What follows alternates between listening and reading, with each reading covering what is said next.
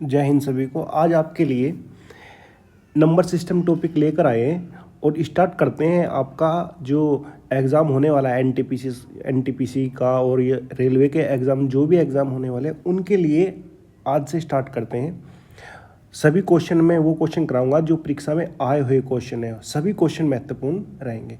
तो आज हम सबसे पहले बात करते हैं नंबर सिस्टम की, बात करते हैं नंबर सिस्टम टॉपिक कराएंगे। ओके, नंबर सिस्टम टॉपिक हम आज से स्टार्ट करते हैं।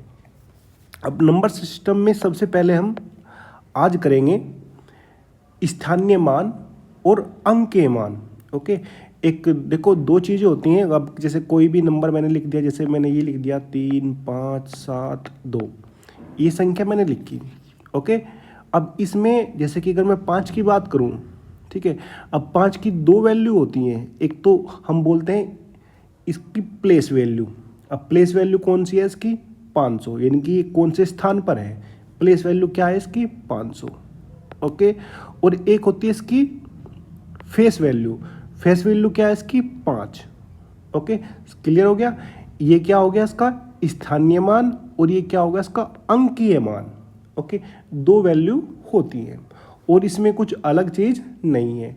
एक प्लेस वैल्यू होती है, कौन से प्लेस पर है, जैसे कि हम करते हैं ना, बचपन में आपने पढ़ा भी होगा, ऐसे इकाई, दहाई, सैकड़ा ऐसे करते थे ना, यानी कि कौन से स्थान पर है ये सैकड़े, यानी कि इससे पहले कितनी जीरो आएंगी? 2 जीरो आएंगी। 2 अंक है ना, तो 2 जीरो आएंगे। और अंकीय मान कितना हो जाएगा इसका अंकीय मान जो इसका अंकीय है, यानी कि 5।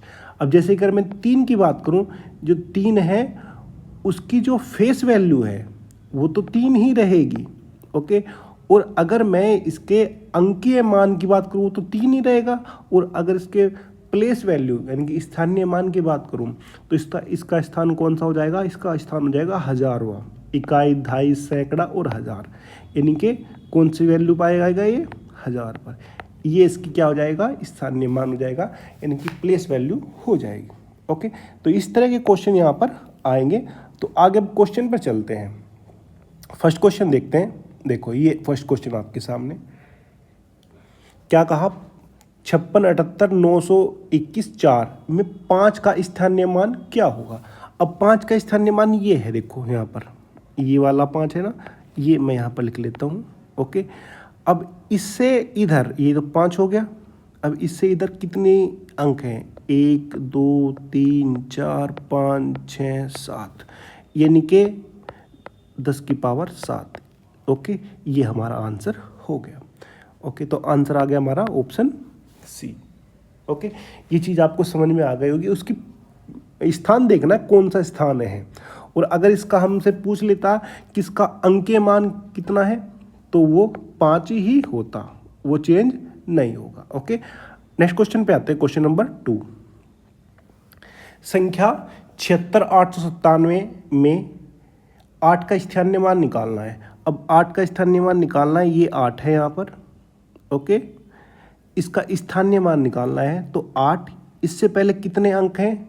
2 अंक है, तो 2 जीरो। तो ये हमारा आंसर आ गया 800, यानी कि ऑप्शन सी हमारा सही हो जाएगा। ओके, आगे बढ़ते हैं। Next question number 3। Question number 3 में क्या कहा है? 22, 93, 01 में 9 के स्थानीय मान और अंकीय मान का अंतर निकालना है। अब 9 का स्थानीय मान क्या हो जाएगा? देखो 9, और इससे इधर कितने अंक हैं? 3 अंक हैं, तो 9000, तो इसका स्थानीय मान हो गया। और अंकीय मान तो इसका अंकीय मान तो 9 ही रहेगा। इसमें अंतर निकालना है, ठीक है। अगर अंतर निकालना है तो इसमें माइनस करूँगा, कितना आ जाएगा? 8991, यानी कि ऑप्शन बी हमारा यहाँ पर सही हो जाएगा। Option B is right. Okay, आगे बढ़ते हैं नेक्स्ट क्वेश्चन पे। Question number 4। क्वेश्चन नंबर 4 क्या कहता है? 75, 86 और 39 में 8 का अंकीय मान है, तो वो अंकीय मान सेम रहेगा, यानी कि इसका अंकीय मान नहीं चेंज होगा। ओके, 8 है तो 8 ही रहेगा ना। अब इसका अंकीय मान कितना हो जाएगा? 8। ऑप्शन डी हमारा सही हो जाएगा। देखो ये क्वेश्चन भी, सब क्वेश्चन आए हुए क्वेश्चन है। ओके, तो ऑप्शन डी हमारा यहाँ पर सही हो जाएगा। नेक्स्ट क्वेश्चन पे आते हैं, क्वेश्चन नंबर 5 पर। अब क्या कहा, क्वेश्चन नंबर 27 396 5 में 3 के स्थानीय मान और अंक के मान में अंतर निकालना है। स्थानीय मान कितना हो जाएगा 3 का, 3000, और अंक के मान तो 3 ही रहेगा, अंतर निकालेंगे तो कितना जाएगा 2997। ओके, ऑप्शन सी हमारा यहाँ पर सही हो जाएगा। ऑप्शन सी हमारा यहाँ पर सही हो जाएगा। नेक्स्ट क्वेश्चन पे आते हैं। नेक्स्ट क्वेश्चन है, ये संख्या है ओके में 4 और 2 के स्थानीय मान का अंतर निकालना है। अब 4 कहाँ पर है, ये है 4 ओके। तो 4 मैंने लिखा, 4 से पहले कितने अंक हैं, 1 2 3 4 ओके। तो 4 से पहले कितने अंक हैं, 4, यानी कि 40,000 तो ये हो गया। और 2 का स्थानीय मान, 2 कहाँ है, 2 का स्थानीय मान तो सिर्फ 2 है, इकाई के स्थान पर है ओके। माइनस करेंगे तो कितना बनेगा, ये बन जाएगा 40,000 में से 2 माइनस करेंगे तो कितना बनेगा 39,998। ऑप्शन डी हमारा यहाँ पर सही हो जाएगा okay. Option D is right, 39,998 okay. आगे बढ़ते हैं नेक्स्ट क्वेश्चन पे। क्वेश्चन नंबर, ये क्वेश्चन है, अब क्या कहा, 36 में 3 के स्थानीय मानों का योग ज्ञात करना। अब इसमें 3 के जो स्थानीय मान है वो 2 हैं, एक तो कितना हो जाएगा 3000 और एक कितना हो जाएगा 30। इनका योग निकालना है तो कितना आ जाएगा 30, यानी कि ऑप्शन बी हमारा सही हो जाएगा। ऑप्शन बी हमारा सही हो जाएगा। नेक्स्ट क्वेश्चन पे आते हैं। नेक्स्ट क्वेश्चन है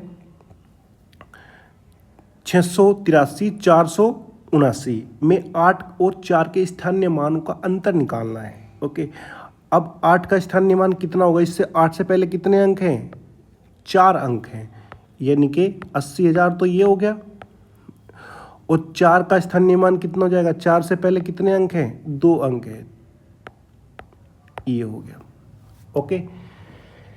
अब यानी कि 80,000 में से अगर मैं 40 माइनस करूंगा तो कितना हो जाएगा, ये हो जाएगा 79,600। ऑप्शन सी हमारा सही हो जाएगा okay. Option C is right. Next question पे आते हैं। अब यहाँ पर अब दशमलव है तो दशमलव देख के घबराना नहीं कि पता ही नहीं यहाँ पर क्या होगा, तो यहाँ पर निकालना है 4 का अंकीय मान। अब 4 का अंकीय मान तो 4 ही रहेगा, दशमलव में कोई चेंज नहीं होगा। अच्छा, अगर मैं यहाँ पर इसका अंकीय मान ना निकाल के स्थानीय मान निकालता तो कितना आता, आपने दशमलव से देखना है ठीक है। तो कौन सा स्थान है, इसका स्थान है कौन सा, दूसरा, यानी कि 40 ओके। समझ में आई बात।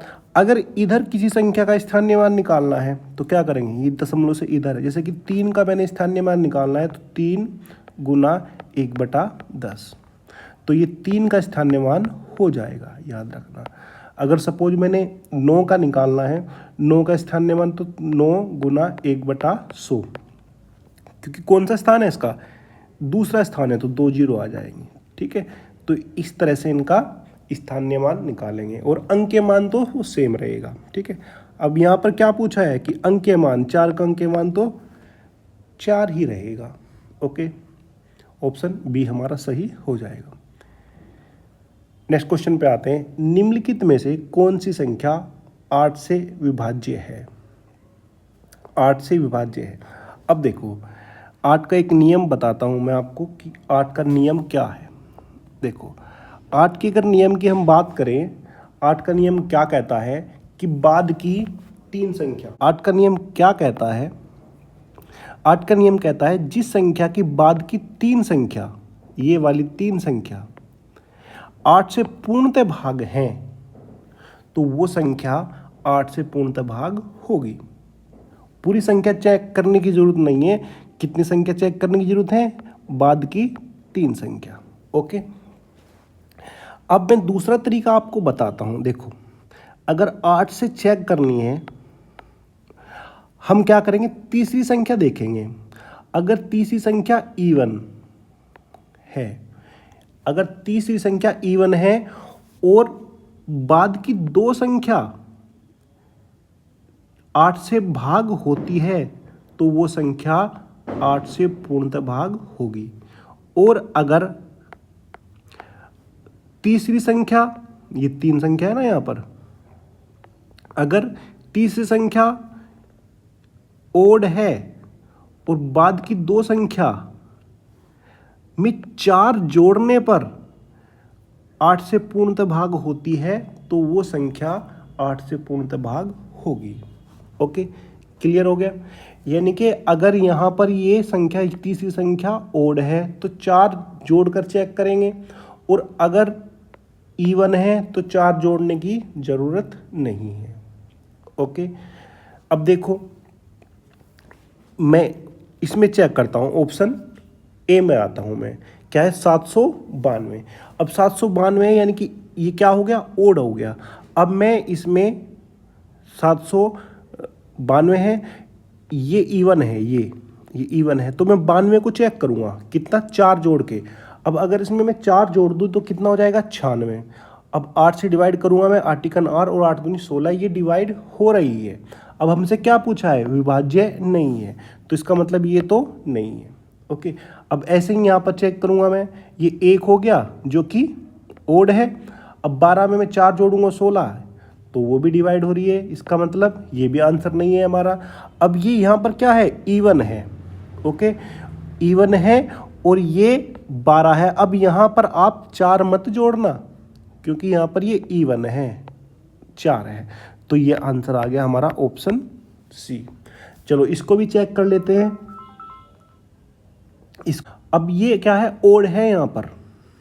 ओके, तो ओड है तो इसमें क्या करेंगे, हम 4 जोड़ेंगे, 4 जोड़कर चेक करेंगे।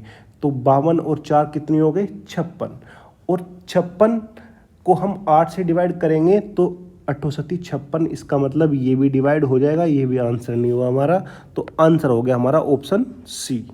ऑप्शन सी हमारा यहाँ पर सही हो गया। तो उम्मीद करता हूँ ये कंसेप्ट आपको क्लियर हो गया होगा। फिर दोबारा मैं सब बता देता हूँ। देखो